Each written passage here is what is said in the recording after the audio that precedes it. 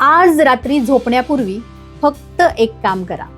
तुमच्या मोबाईलचा screen time एकदा चेक करा. तिथे तुम्हाला एक आकडा दिसेल, 2 तास, 3 तास, कदाचित त्याहूनही जास्त. आणि आता स्वतःला एक प्रश्न विचारा, या वेळेने मला माझ्या ध्येयाच्या किती जवळ नेलं? मित्रांनो, सोशल मीडिया वाईट नाहीये, मी सुद्धा त्याच माध्यमातून तुमच्यापर्यंत पोहोचते. पण लक्षात ठेवा, हा प्रत्येक स्वाईप एक निवड असते, एक चॉईस असते.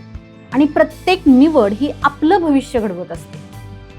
दररोज फक्त 2 तास विचार न करता जर आपण स्क्रोल करत राहिलो तर एका वर्षात तब्बल 730 तास, म्हणजे संपूर्ण 30 दिवस, 1 महिना आपण स्क्रोल करत असतो. आता क्षणभर विचार करा, या एका महिन्यामध्ये तुम्ही स्वतःमध्ये गुंतवणूक करू शकला असता, तुमचं शरीर अधिक हेल्दी, निरोगी बनवू शकला असता, एखादं नवीन स्किल शिकू शकला असता, एखादं उत्कृष्ट पुस्तक वाचू शकला असता आणि तुमच्या ध्येयाच्या आणखी जवळ पोहोचू शकला असता. मी तुम्हाला सोशल मीडिया सोडा वगैरे असं काही सांगत नाही. मी फक्त एवढंच सांगते की आज रात्री झोपण्यापूर्वी फक्त तुमचा स्क्रीन टाइम एकदा चेक करा.